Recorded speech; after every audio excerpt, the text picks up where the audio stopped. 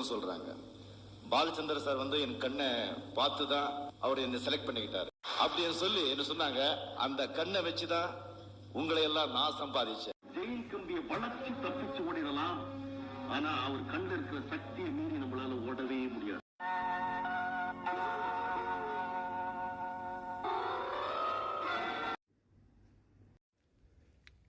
சிவா, ராம் ராஜினி, கமல் மலரும் காலம். எந்த வருஷம்? 2016. நம்மளனா இங்க பா. தாமரை மலர்ந்தே தீரும், தாமரை மலர்ந்தே தீரும். இது 96. இது யாரே வந்து உலக மக்களின் மாம்டேட் திரு தமிழ் வாழ்க. ஃபெஸ்ட் மாம்டேட் திரு தமிழ் ஜே வாரிஸ் வெளிச்சம். தளபதி தமிழக வெற்றி விஜய். நம்ம வீடியோவில் தொடர்ந்து இந்த டிவி பார்க்கலாம். திரு தமிழ் வாரிஸ் வெளிச்சம். நம்ம வீடியோ தொடர்ந்து பார்த்தா அந்த வீடியோவில் சில விஷயங்கள் இருக்கும். அதாவது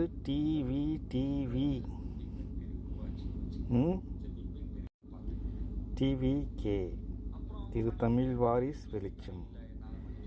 டிவி தளபதி விஜய் தமிழக விஜய் கழகம். இதெல்லாம் நான் ஏற்கனவே போட்டது இந்த தேதியிலலாம். அது நிறையா போட்டிருப்பேன். தமிழகத்தில் எவ்வளோ நல்ல விஷயங்கள் அவங்க செஞ்சுக்கிட்டு இருக்கிறாங்க. தமிழகத்தையே ஒரு முதல் மாநிலமாக கொண்டு வரணும்னு சொல்லி உழைச்சிக்கிட்டு இருக்கிறாங்க. ஸோ தமிழக மக்களுக்கு இவ்வளோ நல்லது செய்கிற அவங்க எந்த தலைவா பிரச்சனையிலையும் தலையிட்டு இதுக்கு ஒரு நல்ல முடிவு கொடுத்து கூடிய சீக்கிரம் இதை ரிலீஸ் பண்ணுவாங்க. மாம்டேட் வந்து இப்படி தான் பேசுவாங்க நம்மகிட்ட. அது கரெக்டான இடத்த தொட்டுட்டா அதுக்கப்புறம் நிறையவே பேச ஆரம்பிச்சுக்குவாங்க. அந்த எப்படி பேசுவாங்கன்னு நான் ஒரு இதுதான் காமிச்சேன். இல்லை, டிஸ்கரேஜ் பண்ணுறதுக்குன்னு ஒரு கூட்டம் கண்டிப்பாக இருக்குங்க. உன்னால் இது முடியாது, உன்னால் அது முடியாது, இது சரியில்லை, அது சரியில்லை, இது ஓடாது எல்லாம் சொல்லுவாங்க. பட் அதெல்லாம் எடுத்துக்காதீங்க. உங்களுக்குள்ள ஒருத்தன் இருப்பான், உங்களுக்குள்ள ஒருத்தி இருப்பா. அவன் என்ன சொல்கிறான் அதை மட்டுமே கேளுங்க. ஆச்சரியம் பாருங்கள், தமிழகத்தில் 2 சூப்பர் ஸ்டாரு.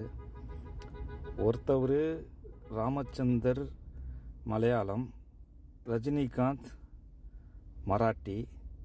பிறந்தது ஒருத்தவர் கர்நாடக், ஒருத்தவர் கண்டி,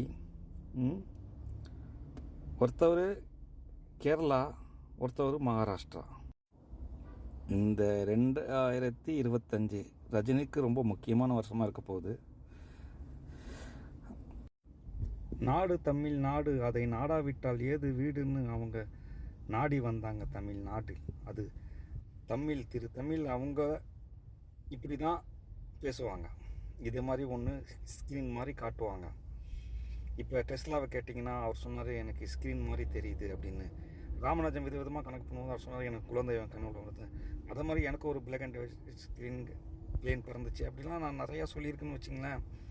இது வரைக்கும் வந்த ஆன்மீகவாதியாக இருக்கட்டும், சயின்டிஸ்டாக இருக்கட்டும், அவங்களுக்கு தமிழிலிருந்து ஏதோ ஒன்று தெரியும். அது அவங்க எப்படி உணர்றாங்களோ அப்படி பார்ப்பாங்க. ஆனால் அது உண்மை என்னென்னா தன்னுடைய அறிவுலேருந்து ஒரு ப்ரொஜெக்ட் மிஷின் நம்மளுக்கு ஸ்க்ரீன் மாதிரி காட்டும். அதை நம்ம எப்படி உணர்கிறோமோ அப்படி சொல்லுவோம், வெளியில் உள்ளவங்களுக்கு சொல்லுவோம்.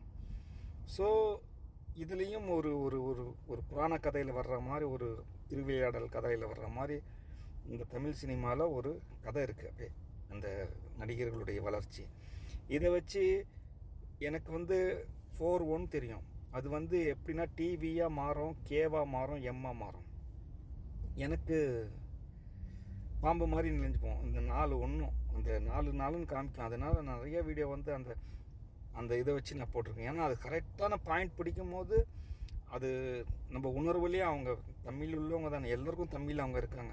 இன்னைக்கு கூட விஜய் வந்து ஏதோ பேசுறதெல்லாம் பார்த்தா ஏதோ தமிழ் அவருக்கு ஏதோ ஒன்று ஆயிருக்கு, அவர் அப்படி செய்கிறாரு. அதுக்கு பின்னாடி ஏதாவது ஒரு ரீசன்ட் காரணம் இருக்கும்.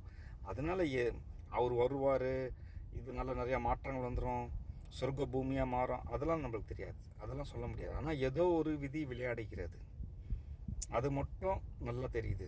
அவருக்கும் தமிழ், ஆனால் நான் தான் சொல்கிறேன் எல்லாருக்கும் அறிவில் அவங்க இருக்காங்க. நீங்கள் தமிழ் சென்று போய் பாருங்கன்னு தானே சொல்கிறேன்.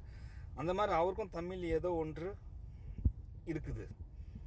ஏன்னா அவங்க அது நிறையா சொல்லணும். சரி தொடர்ந்து பாருங்கள், சொல்கிறேன்.